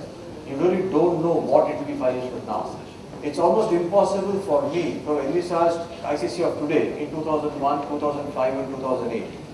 Now when jobs, roles are going to be subordinate to the strategy of the institution, and strategy of the institution is going to be determined by what are the market forces at point of time, it's almost impossible to tell a person what he would be 10 years from now. So the limitation of this, and the way we look at it, I can only tell you that you are now ready for leadership positions in ICCI group. But I cannot tell you as to what those positions are, because those positions will come up depending on the structure, depending on the strategy. But if you are one of the persons in the list, the chances are that you may get those jobs. So, very interesting. Almost all four of you have talked about the fact that 5 years is long service award, people have shorter careers and all of that. So in that context, what should organizations be doing? Because there is a lot of investment happening in this pool of 15%. Succession is being planned. So what should be done to retain these people in the organization? Anybody? I think good news means I will like to start the positive. One of the good things has been that the people in whom we have made the investment in terms of that whatever talent pool I mentioned, there the attrition level is far less as compared to the general business. And why is that? So basically they see, they have a line of sight, they see companies putting so much in us, and the fact that the very fact that gives a sense of value, that I am valued in this organization. So I think that is one of the basic things which I've experienced, and so that is the good part of it. But the other aspects as well, it's not just that which will keep the people with you. And I am mentioning something which is something that normally you get paid for performance. Means at the end of the performance cycle, depending on the rating, what you got, you get paid depending on that. In our group, and especially in Hindalco, we also value talent, that you have been identified as a talent and you get paid something additional for that as well. Now that could be in different forms. It could be a sort of a long-term 5-year, 7-year, 10-year contract or something like that, or even on an annual basis. So those are the type of things that you need to supplement it with lot of things. Career opportunities, to a certain extent, I think in India still today, I think money is important. One cannot and what I have realized that even if it is 1-2% more than what anyone else is getting, that still the very fact that the person is being valued, there is an extra premium on him internally as well. And I have seen a lot of people who get opportunities outside but have preferred to stay there because of other reasons, because of the culture of the organization. They have been there, they see a site for themselves and things like that. So two things I hear here. One, recognition that you are a potential, and career. Those are the two things that you say. What do you say, Shreyas? I think clearly signaling to those set of employees that they are separate or special, I think is a factor by itself. Clearly linked with it are career options, because you grow those people into those jobs. Compensation is definitely another factor which has to differentiate for them. I think a combination of these two factors, I think across organizations, much of them were being signaled, either formally or informally, by the leadership to say that you are the chosen one. I think the chances are that fewer people from there would look outside for options. But having said that, again, that is not necessarily going to stem all movement. There are going to be people who are going to move, and I'm sure all of us realize that while that's a good thing to do, there are consequences of people who are not going to be there in that list. So there are going to be times when finally when I make this call to make one person, take the person to a job, but another person in the list who is going to have a consequence of not being there. So attrition and retention is going to be a struggle, though less of it in this group, obviously because you have, I think, given them good recognition, and as long as you, and I'm sure all of us, all the large institutions, and I'm sure Ajay, you have worked with all these companies, as long as you have good structured compensation plans, long-term compensation plans, I think they do play an important role. At least it reduces. There is one small point I just wanted to make on this issue. That's what does something like a talent pool besides positive do other than that of the organization?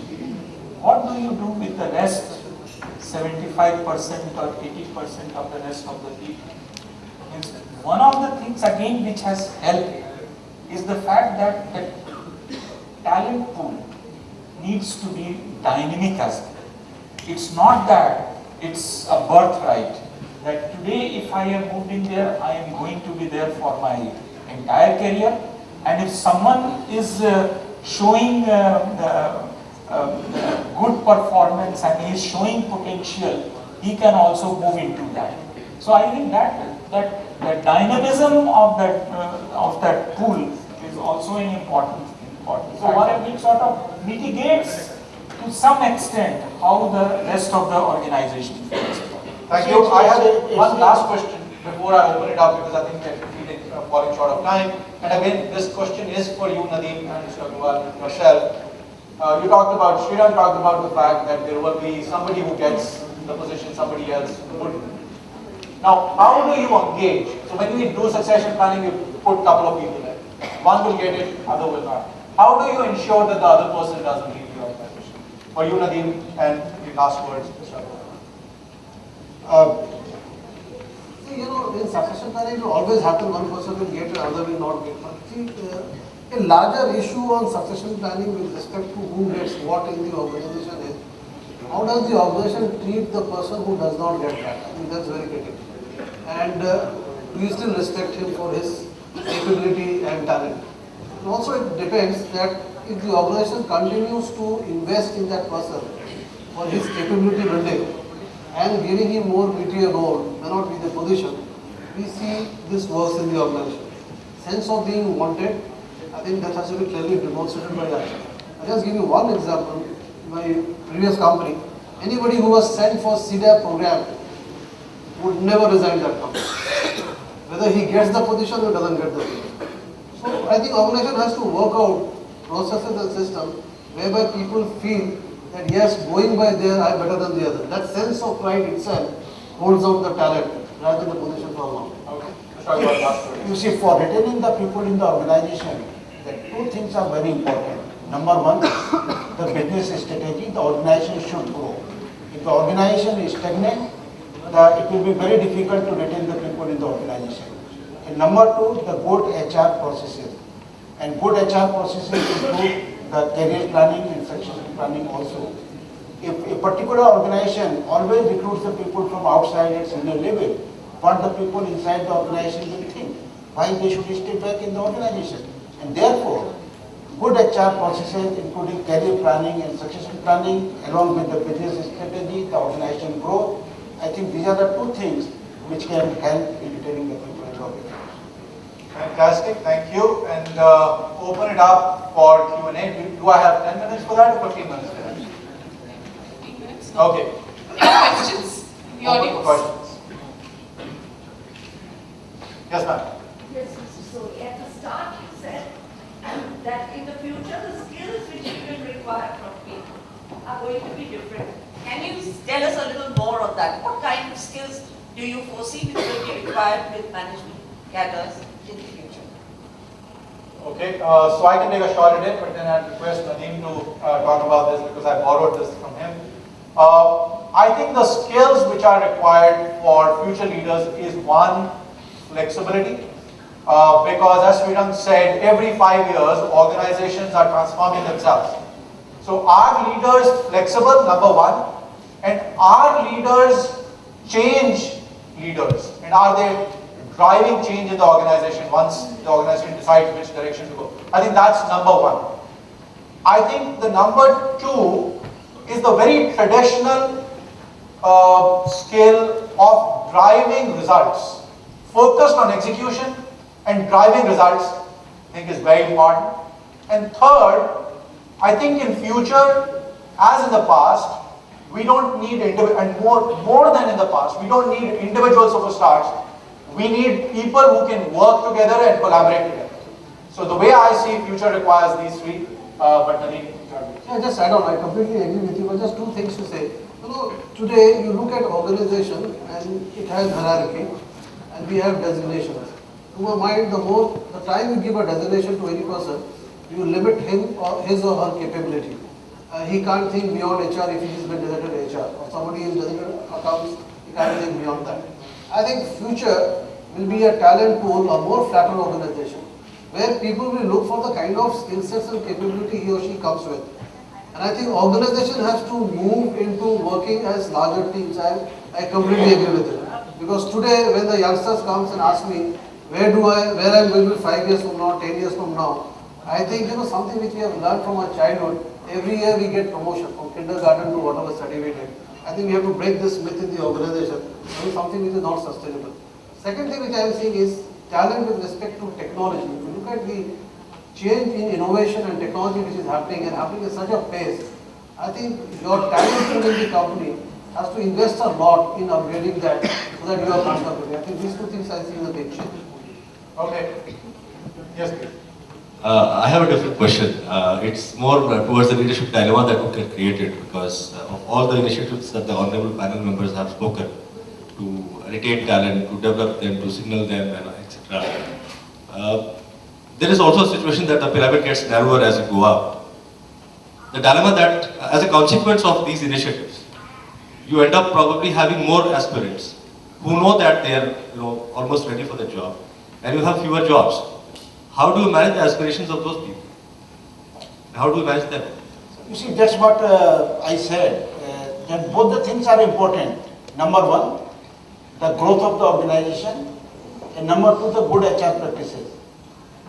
And by chance, if we are landing in the situation, this is my practical experience, if we are landing in the situation that there are 3 aspirants for a position, and one person has been put in that position and 2 are not, you will have to do something for them also, some enriching of their job, or whatever is possible in that particular situation. So these are the things which are done. I would like to reinforce a point which Nadeem had made it earlier, that how do you actually treat the people? What's the culture in the organization of handling the people who really have not gone there? Are there other alternate avenues of a parallel movement or rewarding them financially if they are performing well? So it's got to do a lot with that. Secondly, in larger organizations, again, it is easier to do because as Mr. Agarwal also mentioned, because of the growth or because of the size, if opportunity does not exist today here in Calcutta, then maybe it could exist in Bombay, in another location, in a different district. So I think between these two, You will have to think and find the solutions. So I would say that your question is incorrect. If you have the right way of developing leadership pipeline, you will have avenues for growth. And I'm not an HR guy. First 10 years of my life, after passing out of Ahmedabad, I worked in business. So I'm talking HR language, but that's after having worked for 10 years and then worked for 150 organizations in different projects and then researched more than 200 organizations. if you have a right, if you are developing leadership pipeline, if you are doing all that we talked about today, you would not have an issue of placing people in the right place. Hello. Hello. Just one. I have one question. Just one addition to it, sir. I will come to you. My take, Ajay, and on this is that this is a fallout of any process of differentiation. It is like very often people come and ask me that you have a rating scale of 1 to 4. I will rate people 1, I will rate people 2, I will rate people 3. But how do I keep the 2 and 3 motivated? The question is, this process is designed for demotivation. The 2 is supposedly meant to get demotivated by design. Then what is the point of asking him to keep him motivated? Because by design you have given him a 2 because he should aspire for being a 1. So a process of differentiation is designed for, in a way, to cause demotivation, because that is what will push a person to achieve where he is. If I am to keep a person 3 and he comes back and tells me, I'm so happy, so you rated me 3, I am really happy, I'm happy with the decision you have made, that person is not going to push himself. He is got to be dissatisfied. It's only then he is going to push himself. Similarly, in the talent assessment process also, in as much as at certain levels, Ajay, there are going to be opportunities, which is clearly, when all of us have mentioned that you know for sure if I don't get this position, not to worry, there is something else which will happen tomorrow, the guy will give you some time. But as you go senior, and as those position and degree of freedom reduces, I think it is very difficult for a person. There is something called a loss of face. The guy, both are superstars, the job is just one. The one person gets it. Sometimes the other person may have to report it to this person. Right? Those are difficult situations in organizations. You may not have a solution to it, always. And the question is, don't we remember sometimes the deputy PM position was to be created? Yeah, you remember something like that? Hello. Next question. Yes. One of the learned speaker was saying about culture we are started during interview. I am flabbergasted being a HR person for last 35 years. The girl of a poor father auto rickshaw driver became topper in CS.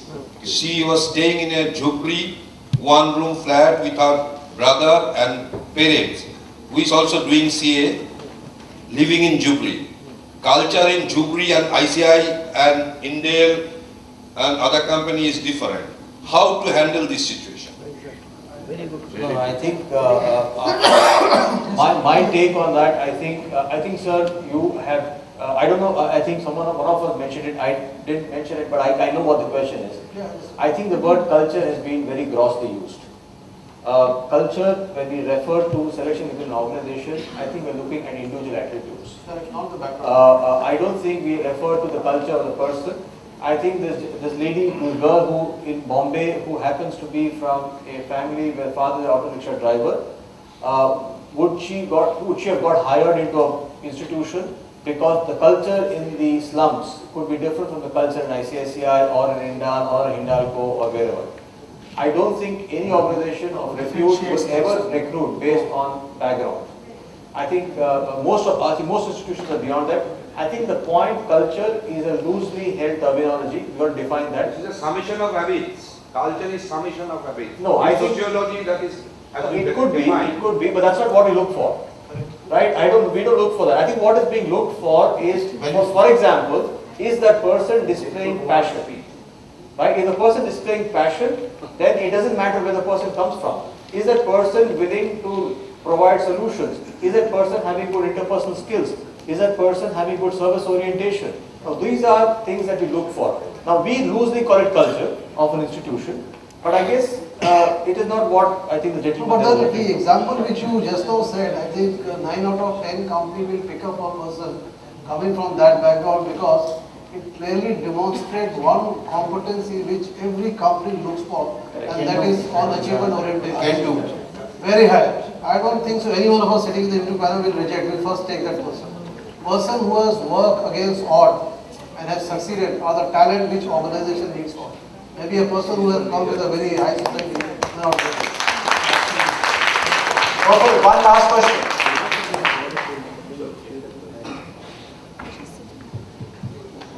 Hello. My name is Pradipta Bhattacharya. addition to the panelists is, the first thing which I perceive, succession planning is prevalent in two areas. One is family business and another by far is politics. Otherwise, there is not much of succession planning.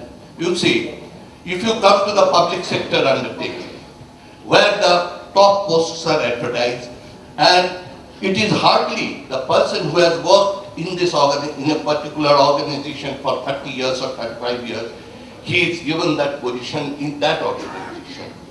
So, even in other private sector companies, if you see the CEOs and other top people, mostly they have worked in various other companies before joining the last company where they are either deputy CEO or CEO. So consciously, this type of planning is not being made by our industry. This is what I wanted to say. Thank you very much.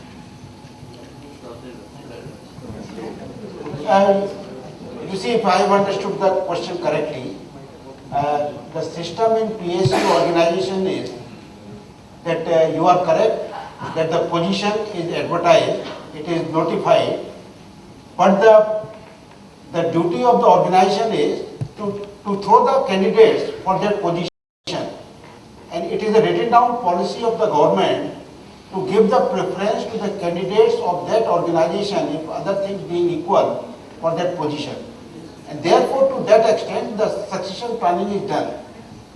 As far as the private sectors are concerned, both the things are adopted. People are prepared inside also for succession planning through career planning.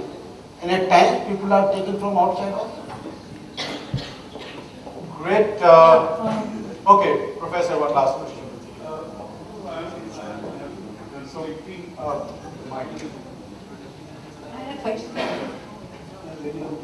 Okay, can't refuse the lady. And that's the last one. Mr. Soni, in your presentation, you have covered that we look for an experience-based succession planning model and also a development-based model. From a managerial point of view, we will probably all agree that a development-based model is what caters to the business need more. But however, when we look especially at the bottom of the pyramid, at a junior management level or even at the entry level, at a sales staff level, we see that we tend to choose this experience-based model most of the times. So, how will an organization balance this? So, what I have seen, and more over the past 13 years of research that we've done through Top Company for Leaders, we've seen more and more companies are going further and further down in the hierarchy to look at capabilities loosely defined as potential. Generally, what companies say is 2x2 or 3x3 matrix, performance and potential. I call it performance and capability, and that shows the potential. More and more organizations are saying, even at the bottom of the pyramid, let's look at, when we are talking about movement up the curve or high potential pool, not only performance, but also the capabilities or what people define as potential. So I would say more and more it is about potential competencies, which are becoming important. So Professor, last question. Can I have the mic? I think I may be heard. My question is very simple and little tricky. The conflict. That is tricky in itself, simple and tricky. Both. I have little conflicting question. I am aware of a company where I have worked for quite some time, and I have seen that they have a wonderful succession planning system. They are supposed to be a very cultured organization, most respected at times, it is as per the surveys and all this. Through their succession planning, there have been two people who have been prepared for years together to man the managing director positions. But when the time came, none of these two were selected, but the third person came in, and he was quite successful for the next 10 years. How do you explain the succession planning and the system?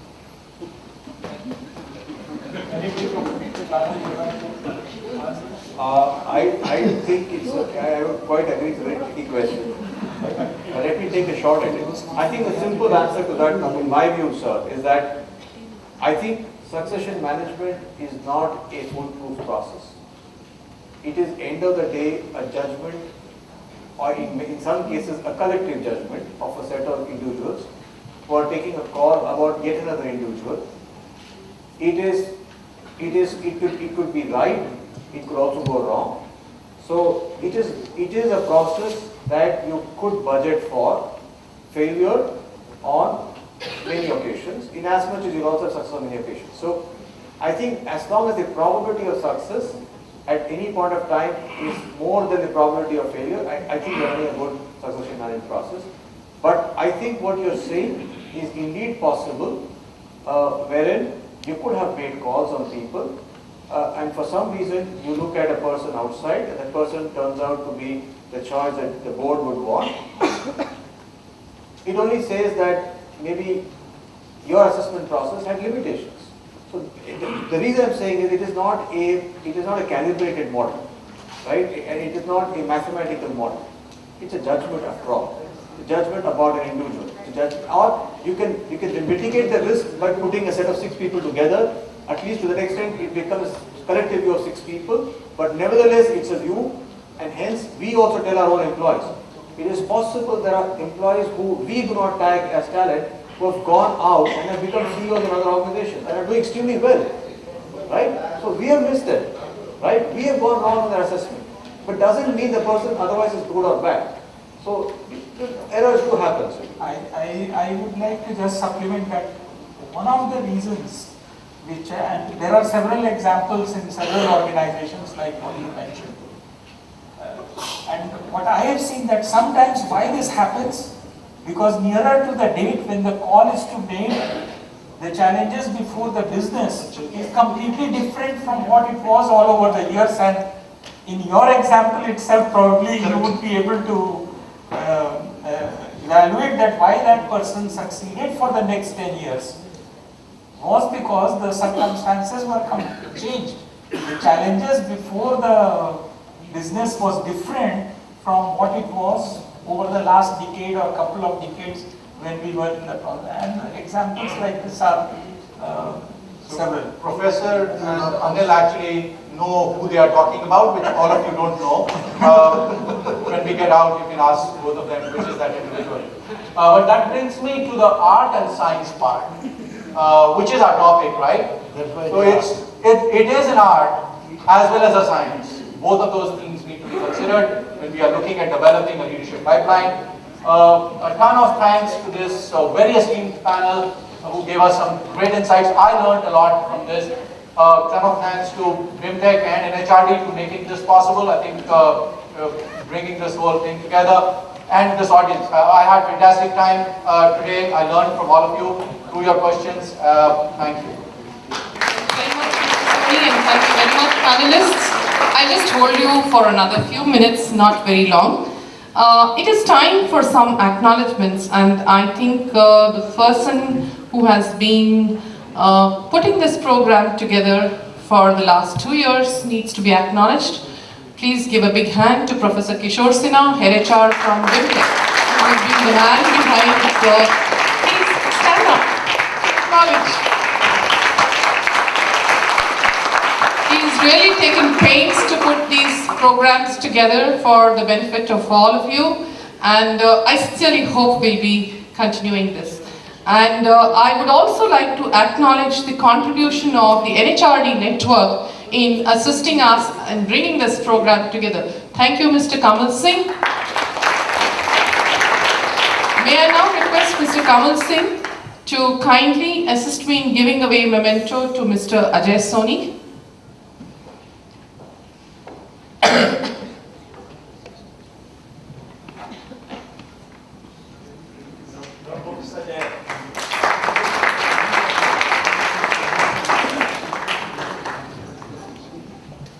Thank you, sir.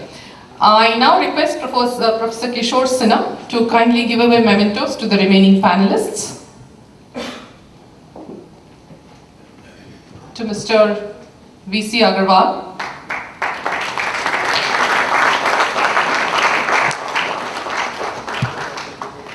Mr. Anil Sinha.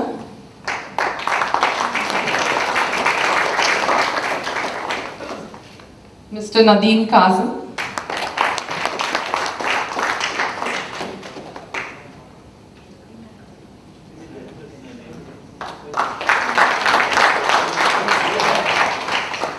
Mr. Sriram.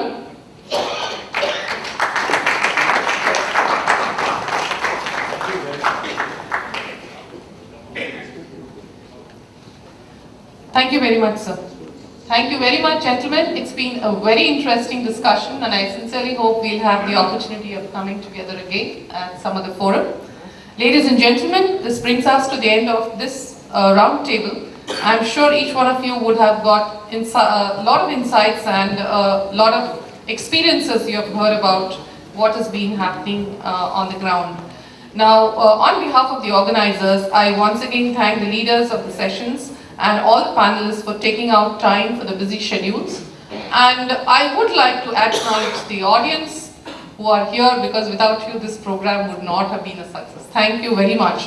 We have drinks, cocktail and drinks on inside here, and dinner will be served outside, so please partake of both these. Thank you very much.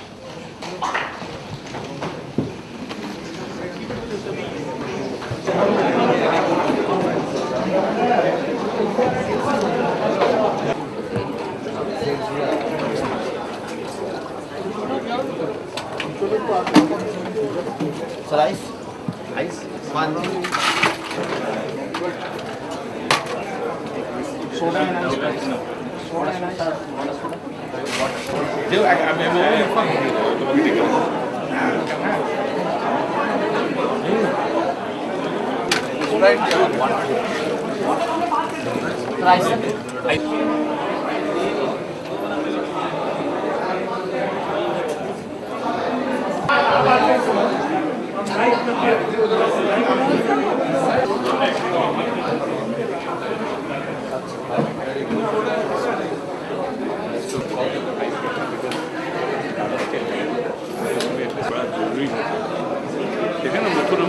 निकल गया फिर दोनों का आगे ठीक है वो हम पूछे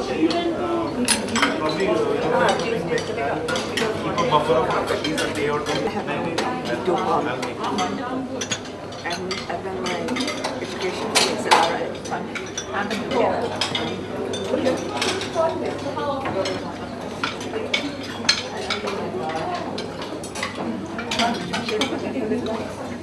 School area. Yeah. Great. This is opposite to that Kali Badi temple. Yes. That Manur Avas flat. Now,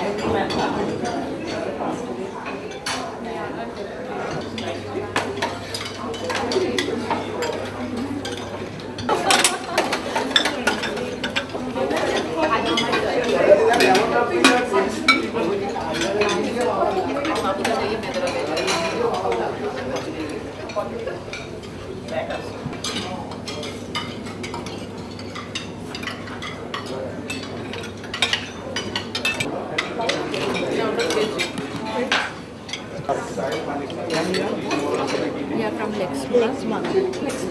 Okay.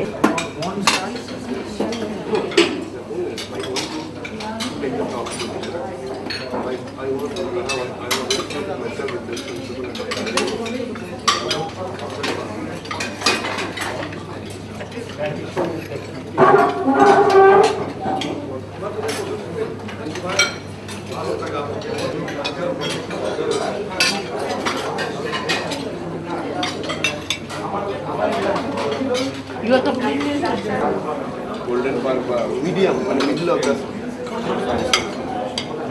Enjoy yourself.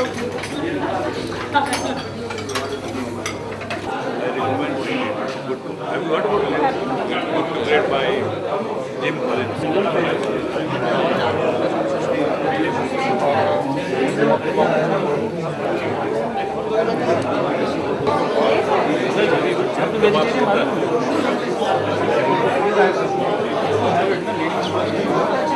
Yes. Okay, let me Now industry, I have worked in LBU for 21 years with industry. Now industry is department.